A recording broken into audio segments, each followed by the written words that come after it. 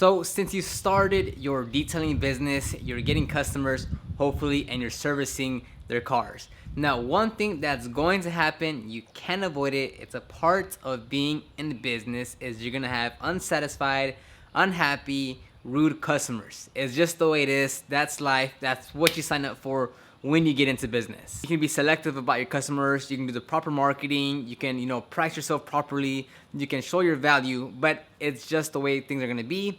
Eventually, you'll have a customer that's not so happy. They had a rough day. You've offended them in some way that you weren't aware of. They just had an argument with their husband or with their kids. Whatever the case may be, you will run into an unhappy customer that you'll have to deal with. Even though it wasn't your problem, maybe you did everything correctly, you will still have to deal with a customer that's unhappy or rude. So to give you a more concrete example is, let's say you're cleaning the interior and you're having a long day, whatever, you're human, you make a mistake, you miss an area in the car, or you clean an area that you think looks good, and then a few hours later, it wicks back up and the stain's still there, whatever the case may be. So what do you do in that situation where the customer comes back to you and says, hey, look, you missed a spot, are you gonna come back? They're kind of rude about it, they're not happy, they're unsatisfied, whatever the case may be. Number one is you're the professional detailer. You're there above all means necessary to provide an exceptional service.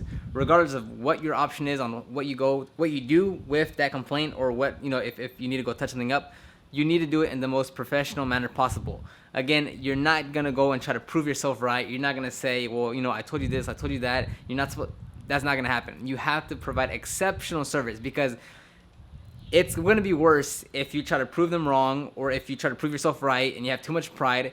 There'll be a bigger negative impact if you get that customer even more mad or worked up and you just blow them off, as opposed to using that opportunity to really showcase your customer service skills. Yes, that situation can be negative, it can be bad, it's not that big of a deal as you think it is, but the customer may be unhappy, and if you push them more towards the negative side, only more negativity is going to come out from that. Nothing's going to get resolved, the customer's not going to like you anymore, and they're going to be more resentful towards you. And the bad part is they'll go tell their friends about the negative experience that they had with you, more so than that they had a great experience with you. So if you want to keep on going toward that negative side and want to keep on feeding the fire, then it's only going to get worse. But if you take that opportunity to say, hey, look, I made a mistake, I'll own up to it and just fix the problem and provide an exceptional service by being very friendly, by being very responsive, by taking responsibility, even though it wasn't your fault, or you're human, or whatever the case may be, you owning up to it, that will be a better end result, and that's a better opportunity for them to say, hey, look, this detailer really cared about me. He really wants to make sure he does an exceptional job. At that point, if you can flip it, then they'll be a lot more willing to leave you a review, to their friends and family, and to call you back out. So don't look at something that either you missed a part, or they're having a bad day and they want to get at you with their attitude. Don't think about that. Use that situation as an opportunity to get a lifetime customer. And don't take it as a personal issue. I know it's very difficult to do this because you're a one-man show.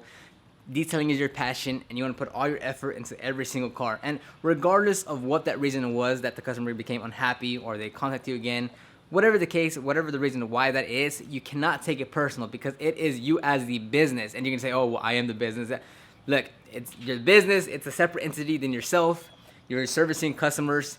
You're human, they're human. Things are gonna go wrong at some point in your business. It's absolutely fine. So if you do have a customer that comes to you that says you missed a spot or they weren't happy with your results, you have to own it. You have to take it up. It's your responsibility. Learn the best you can from it. Analyze the entire situation. Did you set up the customer's expectations completely high to what you were actually gonna deliver? Were they expecting you to, to work a miracle on the interior or the exterior, and all you did was barely put a dent on it? What happened? Was the communication? Was it was it you on your quality skills? Was it your first time performing this type of service and it didn't work out? Is it you were trying a new method, a new product, a new tool? Was it that you were on a time crunch and you're just trying to, get that car done as quick as you can? Whatever it is, you need to analyze your situation and see where did you go wrong and how can you fix that for next time. Because no matter in what situation you're in, you will always learn more and gain more from a negative situation than you will a positive situation. If you service 10 customers and everything goes great and they never complain and no one ever says anything to you, well, there's nothing to improve. Nothing went wrong. You're doing great. You give yourself a pat on the back.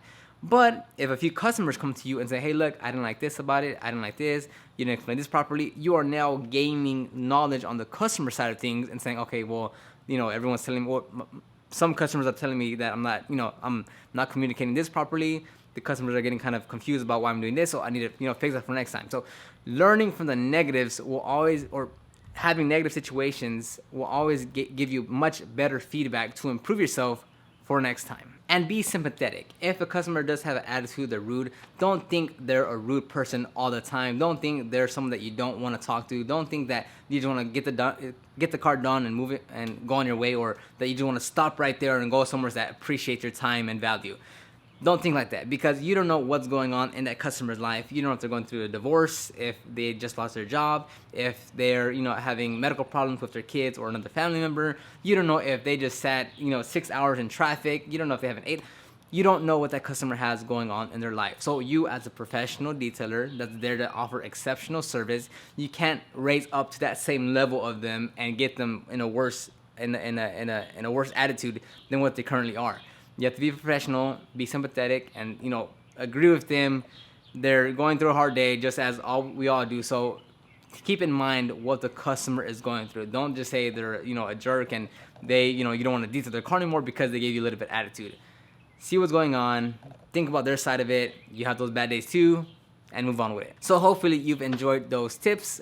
Leave your comments down below, as always, on what you do with customers that are unsatisfied, not so happy, giving you attitude. Leave those comments down below so everyone else can learn. It's gonna happen eventually. Don't think it's not. No matter how good you are, no matter how long you've been doing this, you will have unhappy customers. It's just the way it is when you're running a business. It's a good thing because you can learn from it and improve as you go. So leave those comments down below. Like this video, subscribe, and I will see you on the next one.